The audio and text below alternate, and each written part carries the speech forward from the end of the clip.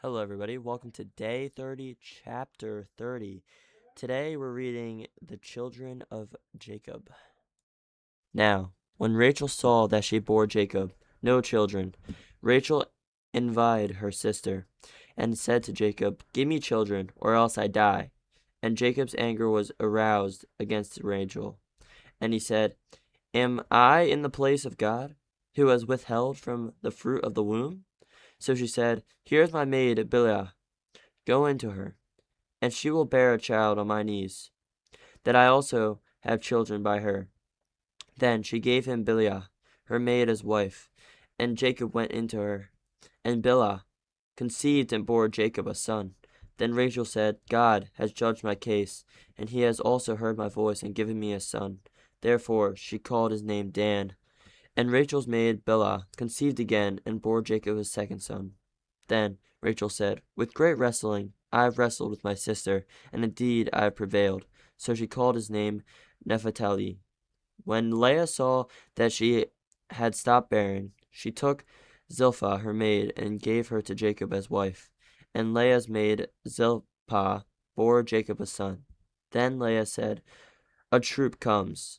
So she called his name Gad. And Leah's maid Zilpah bore Jacob a second son.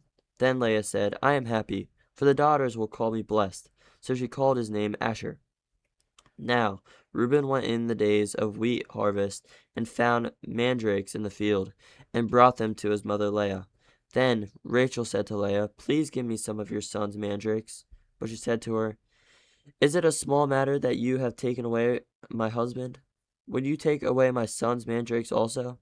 And Rachel said, "Therefore he will lie with you tonight for your son's mandrakes." When Jacob came out of the field in the evening, Leah went out to meet him and said, "You must come into me, for I have surely hired you with my son's mandrakes." And he lay with her that night. And God listened to Leah, and she conceived and bore Jacob a fifth son. Leah said, "God has given me my wages, because I have given my maid to my husband." So she called his name Ishchar. Then Leah conceived again and bore Jacob a sixth son. And Leah said, "God has endowed me with a good endowment. Now my husband will dwell with me, because I have bore him six sons." So she called him Zebulun. Afterward she bore a daughter, and called her name Dinah. Then God remembered Rachel, and God listened to her and opened her womb. And she conceived and bore a son, and said, "God has taken away my reproach." So she called his name Joseph, and said, "The Lord shall add to me another son." Jacob's agreement with Laban.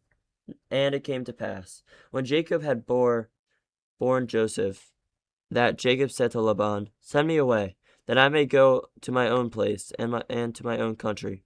Give me my wives and my children for whom I have served you, and let me go, for you know my service which I have done for you." And Laban said to him, "Please stay, if I have found favor in your eyes, for I have learned by experience that the Lord has blessed me for your sake." Then he said, "Name me your wages, and I will give it." So Jacob said to him, "You know how I have served you, and how your livestock has been with me. For what you have done before I came was little, and it was increased to a great amount, that the Lord has blessed you since my coming. And now, when shall I also provide for my own house?" So he said, "What shall I give you?" And Jacob said, "You shall not give me anything. If you will do this thing for me, I will also feed and keep your flocks. Let me pass through all your flocks today, removing from there all the speckled and spotted sheep, and all the brown ones among the lambs, and the spotted and speckled among the goats, and these shall all be my wages. So my righteousness will answer for me in the time to come, when the subject of my wages comes before you. Every one that is not speckled and spotted among the goats and brown among the lambs will be considered stolen if it was with me." And Laban said, "Oh, that is where according to your word." So he removed that day the male goats that were spotted and spotted, all the female goats that.